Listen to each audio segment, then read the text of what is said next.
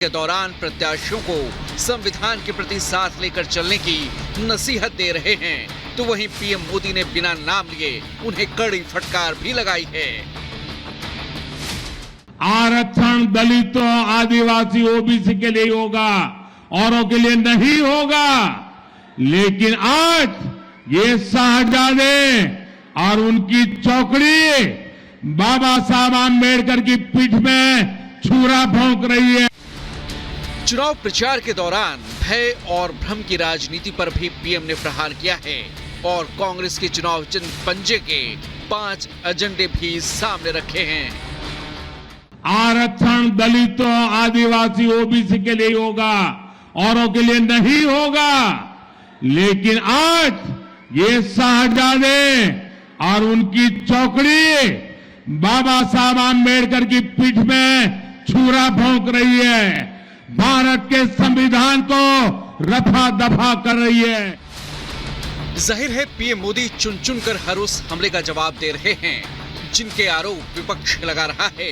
विपक्ष के प्रोपेगेंडा पर करारा सियासी पलटवार लगातार कर रहे हैं पीएम मोदी। अब गेंद जनता के पाले में है, किसके वादों दावों में कितना दम है और किसकी नीयत पर जनता को भरोसा है, सब 4 जून को साफ हो जाएगा।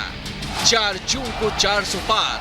अब की बार फिर मोदी सरकार के नारे का सच भी सामने आ जाएगा। Bureau report, Republic Bharat.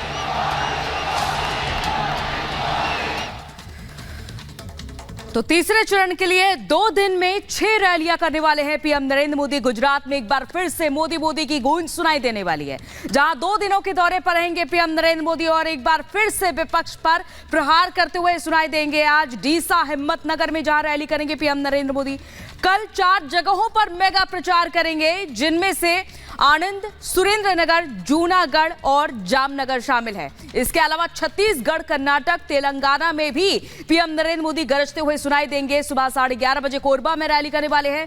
तो वहीं इसके अलावा ये देखा जा रहा है कि गृह मंत्री अमित शाह अलग अलग राज्यों में रैलियां करने वाले हैं। 11:30 बजे कोरबा में रैली करेंगे, दोपहर 3:30 बजे हावेरी में रोड शो करेंगे। इसके अलावा शाम 5:30 बजे धारवाड़ में रैली करेंगे गृह मंत्री अमित शाह। तो वहीं शाम 7:30 बजे हैदराबाद में रोड शो होगा। तो ये तमाम बीजेपी के दिग्गज स्टार प्रचारक हैं। अब बात करते हैं सीएम योगी आदित्यनाथ की, जो कि महाराष्ट्र में लगातार तूफानी प्रचार करेंगे और इसके बाद सीएम योगी आदित्यनाथ आज सोलापुर, सांगली और हथकंगली में रैलियां करने वाले हैं। सोलापुर में 3 बजे और सांगली में 5 बजे सीएम योगी आदित्यनाथ रैली करेंगे। तो वहीं रक्षा मंत्री राजनाथ सिंह आज बदायूं और आगरा में प्रचार प्रसार करेंगे और आगे यूपी में भी राजनाथ सिंह आज 2 रैलियां करने वाले हैं। तो वहीं अनुराग ठाकुर बस्ती और सिद्धार्थनगर में प्रचार प्रसार करेंगे तीसरे चरण के लिए। डुमरियागंज से जगदंबिका पाल के नामांकन में भी शामिल होंगे साथ ही साथ। और अयोध्या में रोड शो करेंगे सीएम पुष्कर सिंह धामी। और इसके अलावा उनके रोड शो के अलावा आपको समय भी बताते चलते हैं, 1:30 पर उनका अयोध्या में रोड शो होगा। और अखिलेश यादव मैनपुरी में जोरदार प्रचार करते हुए दिखाई देंगे। तो अब बात करते हैं विपक्षी दिग्गजों की। डिंपल के समर्थन में रैलियां करते हुए नजर आएंगे। और वहीं ब्रजेश पाठक फतेहपुर, सिद्धार्थनगर का दौरा करने वाले हैं। और इसके अलावा साध्वी निरंजन ज्योति का प्रचार प्रसार करेंगे। और अब फिलहाल एक बड़ी खबर आ रही है, बड़ी खबर के लिए अनूप करो कर लेते हैं। यार बात करते हैं पहले और दूसरे चरण के बाद अब तीसरे चरण की बारी। और अब एक बार फिर पूरा जोर शोर जो है तीसरे चरण की ओर लग रहा है। पश्चिम बंगाल की बात करते हैं तो बीजेपी ने पूरा जोर लगा दिया है। कल अमित शाह के साथ साथ यहां यूपी के सीएम योगी आदित्यनाथ ने भी जोरदार निशाना साधा विपक्ष पर, कहा एक बार फिर मोदी सरकार जो 400 पार के बार जाएगी। रिपोर्ट आपको दिखाते हैं।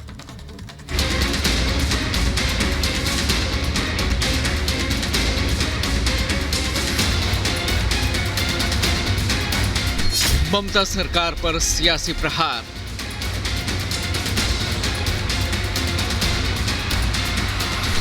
जंग जोरदार, जारी वार पलटवार। मां, माटी और मानुष को भूल गई दीदी। 4 जून को 400 पार के आंकड़े को सच करने के लिए बीजेपी को उन राज्यों में बेहतरीन प्रदर्शन करना होगा जहां फिलहाल उसकी सरकार नहीं है। बंगाल उन राज्यों में से एक है जहां बीजेपी की सरकार नहीं है और ममता अपने गढ़ को बचाने के लिए एड़ी चोटी का जोर लगा रही हैं। बीजेपी के दिग्गज ममता के किले को ढहाने के लिए मैदान में कूद चुके हैं और जोरदार सियासी प्रहार कर रहे हैं।